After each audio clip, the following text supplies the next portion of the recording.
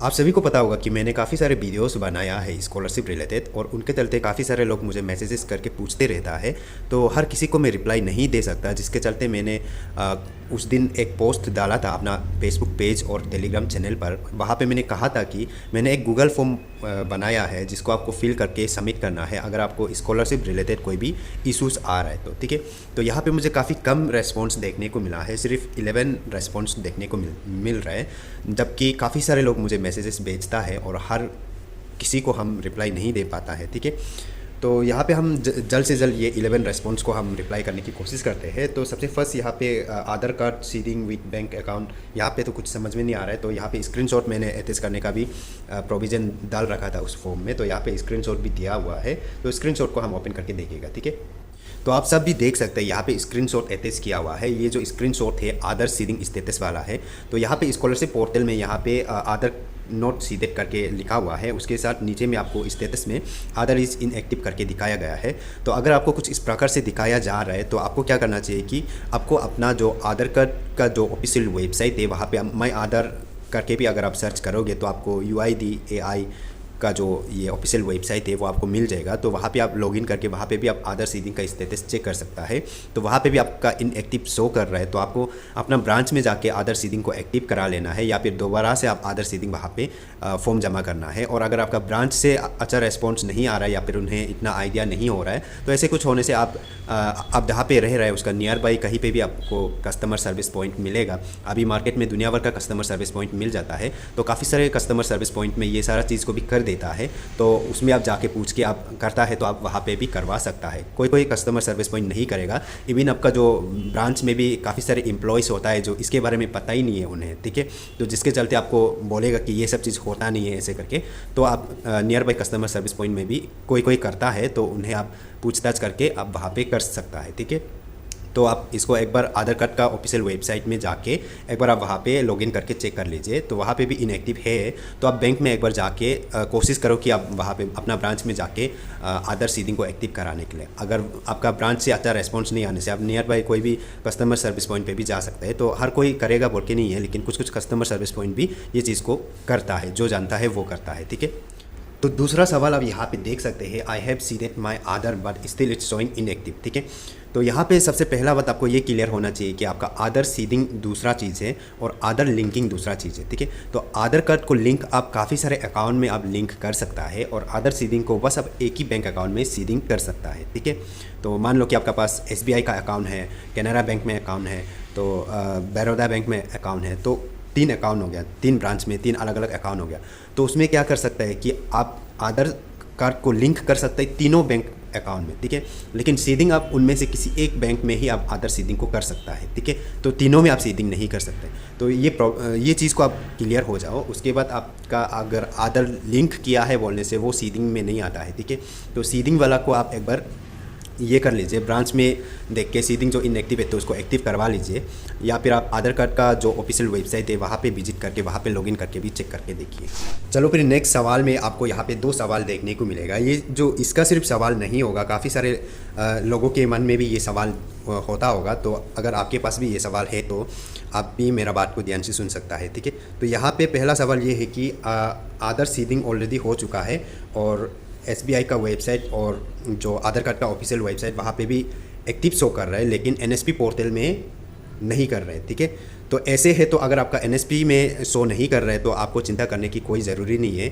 NSP का अभी काफ़ी सारे अपडेट्स आने के कारण से उसका जो टेक्निकल थोड़ा बहुत एरर हो रहा है या फिर सर्वर जो थोड़ा बहुत स्लो हो रहा है, जिसके चलते ऐसे हो रहा है। तो अगर आपने आधार कार्ड का ऑफिशियल वेबसाइट पे चेक किया है और वहाँ पे एक्टिव शो कर रहा है तो आपको चिंता करने की कोई बात नहीं, आपका बिल्कुल परफेक्ट ठीक ठाक है। ठीक है, ये पहला सवाल का जवाब हो गया।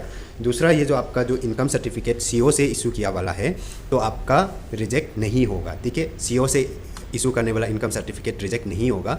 अभी काफ़ी सारे लोगों का इनकम का जो डिफेक्ट आ रहा है वो जो उन लोगों का आ रहा है जिसका BDO से यानी कि ब्लॉक डेवलपमेंट ऑफिसर का तरफ से जो इनकम इशू किया वाला उसका डिफेक्ट किया जा रहा है। ठीक है, उसको रिजेक्ट किया जा रहा है, लेकिन उसमें जो BPL कैटेगरी में आता है उनका रिजेक्ट नहीं करेगा BDO होने से भी, और BPL कैटेगरी में जिसका नहीं आता है उसका रिजेक्ट होगा। ठीक है, तो अगर आपका BDO से बनाया वाला इनकम सर्टिफिकेट है और आप BPL का कैटेगरी में नहीं आता है, यानी कि आपका इनकम सर्टिफिकेट में बीपीएल का कुछ मेंशन नहीं है, तो आप नया से आप इनकम सर्टिफिकेट बना के रख सकते हैं अगर आपका अभी तक डिफेक्ट या कुछ नहीं हुआ है तो। ठीक है, तो ये हो गया।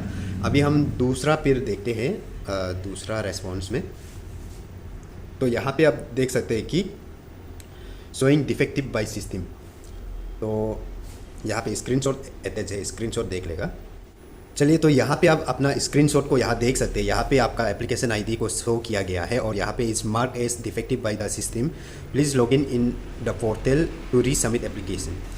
तो ये जो डिफेक्ट आपका सिस्टम से डिफेक्ट कर दिया गया है, तो उसका कुछ ना कुछ तो रीज़न रहेगा। ठीक है, तो उसके लिए आपको क्या करना है, एनएसपी पोर्टल में जाना है, फिर वहाँ पे लॉगिन करके चेक करो कि एग्जैक्टली क्या रीज़न है, क्या कारण से आपको डिफेक्ट किया गया है सिस्टम से, उसको देखो। फिर देख के जो भी चीज़ का डिफेक्ट हुआ है उसको फिर आप री से भर के या फिर अपलोड करके जो भी करके, तो आप उसको फॉर्म को फिर से सबमिट करना है। ठीक है, तो डिफेक्ट वाला को कैसे आप ठीक कर सकते हैं उसके ऊपर सेपरेट से वीडियोस ऑलरेडी बना के रखा हुआ है, तो आप उस वीडियो को जाके देख सकता है। ठीक है, वो वीडियो आपको मेरा फेसबुक पेज पे भी मिल जाएगा और वो आप मेरा यूट्यूब चैनल पे भी आपको मिल जाएगा। तो आप मेरा चैनल में जाके अंदर आप स्कॉलरशिप का प्लेलिस्ट में जाएगा, तो वहाँ पे दुनिया भर का प्लेलिस्ट में वीडियोस मिल जाएगा, तो उसको आप देख के आप सही कर लेना है। तो जल्द से जल्द आप इसको ठीक कर लीजिए, अदरवाइज़ बाद में फिर आपका ऐसे रहेगा तो आपको स्कॉलरशिप नहीं मिलेगा। ठीक है, तो आपका डिफेक्ट कर दिया लेकिन उसको आप करेक्शन करके फिर आप सबमिट नहीं करेगा, तो फिर वो सिस्टम में फिर वो जो नहीं रहेगा रिकॉर्ड में, तो रिकॉर्ड में नहीं रहेगा तो स्कॉलरशिप भी नहीं मिलेगा। ठीक है, तो आपको क्या करना है कि किसी का भी अगर ऐसे हो रहा है तो डिफेक्ट आ रहा है तो लॉगिन करके चेक करो एग्जैक्टली क्या हुआ है। अगर आप चेक करने नहीं आता है तो आप किसी सीनियर से, किसी भैया से, दीदी से, या फिर आप किसी साइबर वाला से आप कांटेक्ट करके उससे रिक्वेस्ट करके चेक करवा सकते हैं, वो ज़रूर चेक कर देगा आपका। ठीक है, तो ऐसे करके आप कर लेना है। और वीडियोस काफ़ी सारे बना के रखा है डिफेक्टिव वाला के लिए भी, तो उसको भी आप देख सकता है। चलो, फिर दूसरा सवाल यहाँ पे राहुल की तरफ से है। यहाँ कोई स्क्रीनशॉट अटैच नहीं किया है। उसके बाद यहाँ पे उसका प्रॉब्लम और इशू जो यहाँ पे ये है कि 15 जनवरी को आधार को बैंक से लिंक करवाया है।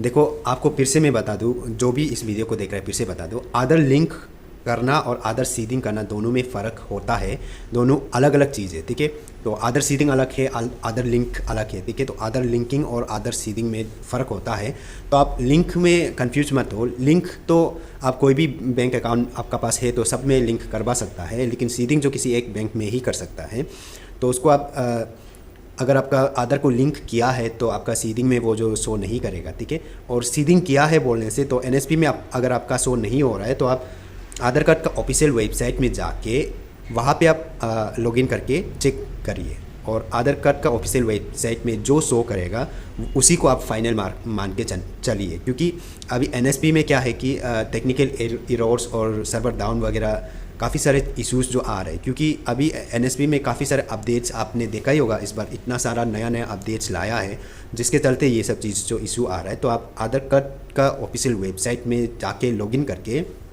वहाँ पे आप आधार सीडिंग का जो स्टेटस है उसको वहाँ पे चेक करिए। ठीक है, तो उसी को आप फाइनल मानिए, वहाँ पे जो शो हो रहा है वही फाइनल होगा। ठीक है, तो आधार सीडिंग किया है तो ठीक है, अगर नहीं किया है, सिर्फ लिंक किया है बोलने से, तो सीडिंग को भी आप चेक कर सकते हैं और सीडिंग को भी करवा सकता है। ठीक है, तो चलिए उसके बाद फिर हम नेक्स्ट देखते हैं। नेक्स्ट पे यहाँ पे देख सकते हैं Aadhaar card seeding and income certificate. कुछ समझ नहीं आ रहा है, स्क्रीनशॉट को देख लेगा। ठीक है, चलिए यहाँ पे अनीता जी का मुझे जो उसका इशू से लिखा वाला वो तो मुझे समझ में नहीं आया, लेकिन यहाँ पे जो स्क्रीनशॉट शो कर रहा है इसका बेसिस पे मैं बता दूंगा। तो आपका आधार सीडिंग जो नहीं हुआ है इसका हिसाब से, तो इसको आप एक बार आप आधार कार्ड का जो ऑफिशियल वेबसाइट है वहाँ पे आप जाके लॉगिन करके वहाँ पे आप एक बार आधार सीडिंग का स्टेटस को चेक करिए। ठीक है, तो वहाँ पे जो शो होता है उसी को आप फाइनल मानिए। एनएसपी का अभी थोड़ा बहुत इशू चल रहा है, तो आप क्या करो कि आप आधार का जो ऑफिशियल वेबसाइट है वहाँ पे जाके लॉगिन करके चेक करो। वहाँ पे अगर आपका लिंक है या सीडिंग है बोलने से सीडिंग है, अगर सीडिंग है लेकिन इनएक्टिव है बोलने से तो आप एक्टिव करवा लीजिए, सीडिंग नहीं है बोलने से आप जाके सीडिंग करवा लीजिए। ठीक है, आधार सीडिंग करवा लीजिए, तो उसको आप अपना ब्रांच में करवा सकता है, और किसी near by customer service point में कर दे रहे हैं तो उसमें भी आप जाके कर सकता है। ठीक है, चलो फिर नेक्स्ट में यहाँ पे है आधार सीडिंग इज़ कंपलसरी। देखो, आधार सीडिंग जो मतलब अब इसको करने मन है तो करो, नहीं करने मन है तो मत करो, मैं ऐसा ही कहूँगा। क्योंकि आधार सीडिंग जो क्यों ज़रूरी है बोलने से, जितना आपका गवर्नमेंट का तरफ से सब्सिडी मिलता है, जितना आपका गवर्नमेंट का तरफ से बेनिफिशरी जितना मिलता है, बेनिफिट्स मिलता है, जिस पे आपका स्कॉलरशिप इंक्लूडेड होता है, गवर्नमेंट का कुछ कुछ स्कीम्स का कुछ पेमेंट वगैरह, फ़ंड वगैरह, जैसे कि बस्ती बस्ती में, रूरल एरिया में क्या होता है कि नरेगा वगैरह का होता है, वो सारा चीज़ जो आपका आधार कार्ड के ज़रिए से पेमेंट किया जाता है, तो उसको पेमेंट रिसीव करने के लिए आपका आधार सीडिंग जो है कि ज़रूरी होता है। ये नहीं बोल रहा कि आप स्कॉलरशिप के लिए ही ये ज़रूरी है, ऐसे नहीं है। जितना भी गवर्नमेंट का तरफ से आपको बेनिफिट्स मिलता है या फिर जो भी कहो स्कीम्स वगैरह से आपको जो मिलता है वो आधार कार्ड के थ्रू से मिलेगा, तो आपका आधार जो बैंक से सीडिंग होके रखना ज़रूरी है। तो आप जैसे भी आप करके रखिए तो आपके लिए ही अच्छा है, ठीक है। चलिए फिर नेक्स्ट में देखते हैं, यहाँ पे स्टिल नॉट वेरीफाइड, ठीक है। तो वेरीफाइड का आपका जो स्कॉलरशिप का वेरिफिकेशन का जो डेट है वो भी अभी ये किया गया है, एक्सटेंड कर दिया गया है, ठीक है। तो आपका जो स्कॉलरशिप का वेरिफिकेशन का डेट जो एक्सटेंड कर दिया गया है, एक्सटेंड यानी कि आपका इंस्टीट्यूट लेवल का भी एक्सटेंड हो चुका है और स्टेट लेवल का भी एक्सटेंड हुआ है, जिसके चलते आपका अभी लेट हो रहा है। तो अभी आप क्या कर सकते हैं, आप एनएसपी वेबसाइट में जाके आप अपना प्रोफाइल को लॉगिन करके चेक करते रह सकते हैं। तो उसके ऊपर भी मैंने सेपरेट से वीडियो बना के रखा हुआ है कि कैसे करके आप चेक या ट्रैक कर सकते हैं अपना स्कॉलरशिप एप्लीकेशन को। तो उसके ऊपर भी मैंने एक सेपरेट से वीडियो बना के रखा हुआ है। तो उस वीडियो को आप देख के उसको फॉलो करके उसमें जैसे बताया जाता है वैसे आप फॉलो करके आप खुद से भी चेक करते रह सकता है, ठीक है। तो स्कॉलरशिप का इवन फॉर्म फिलअप भी अभी चल रहा है, ठीक है। तो फॉर्म फिलअप भी चल रहा है और वेरिफिकेशन का भी आपका एक्सटेंड हो गया है, तो जिसके चलते आपका वेरिफिकेशन में टाइम लग रहा है। तो आपको चिंता नहीं करना है, बस आप बीच बीच में लॉगिन करके चेक करते रहो, ताकि कुछ गड़बड़ होने से भी आपको पता चल जाएगा, ठीक है। तो उसके अलावा कुछ नहीं कर सकते, आप बेफिक्र होकर रहो, सब कुछ सही से भरा है तो ठीक है। चलो फिर नेक्स्ट में हम देखते हैं यहाँ पे page authentication is not happening. तो पेज ऑथेंटिकेशन जो क्यों नहीं हो रहा है बोलने से, वो भी अभी एनएसपी में काफ़ी सारे अपडेट्स, नए नए अपडेट्स आने का कारण से तो सर्वर भी डाउन हो रहा है। तो आप पेज ऑथेंटिकेशन को आप ट्राई करते रहना पड़ेगा, और आप अपना मोबाइल से भी ट्राई करो। अपना फैमिली में इतने सारे लोग मोबाइल पकड़ते हैं, तो उन लोगों का मोबाइल से भी ट्राई करो, ठीक है। तो यहाँ पे page authentication is not happening सिर्फ ऐसे आपका इशू को डाल के रखा है, तो मुझे समझ में नहीं आ रहा है कि आप एग्जैक्टली क्या चीज़ को पूछ रहे हैं, ठीक है। तो कभी कभी क्या होता है कि फेस ऑथेंटिकेशन के लिए आपका लॉगिन ही नहीं होता है, तो प्रॉब्लम ये होता है कि लॉगिन नहीं हो रहा है। तो कभी कभी होता है कि लॉगिन तो हो रहा है लेकिन आपका पेज कैप्चर ही नहीं हो रहा है। तो प्रॉब्लम जो इतना सारा प्रॉब्लम होता है, लेकिन जिसको आपको डिटेल में बताना चाहिए ताकि मैं आपको डिटेल से रिप्लाई दे पाऊँ। लेकिन फ़िलहाल के लिए तो मैं आपको ऐसे ही रिप्लाई दे सकता है, उसके अलावा मैं आपको डिटेल से रिप्लाई नहीं दे सकता, ठीक है। तो पेज ऑथेंटिकेशन के ऊपर भी वीडियो बना के रखा हुआ है, देख सकता है उसको। और अगर आपका एप्लीकेशन जो है कि रिन्यूअल वाला है, तो आपका डेट ऑफ बर्थ जो पेज ऑथेंटिकेशन वाला में पासवर्ड काम नहीं करेगा, तो पासवर्ड कैसे चेंज करना है उसके ऊपर भी मैंने वीडियो बना के रखा हुआ है। तो आप मेरा यूट्यूब चैनल पे विजिट करके चेक कर सकते हैं, जितना भी मेरा वीडियोस है उसको चेक कर सकते हैं, तो उससे काफ़ी हेल्प मिल जाएगा आपको।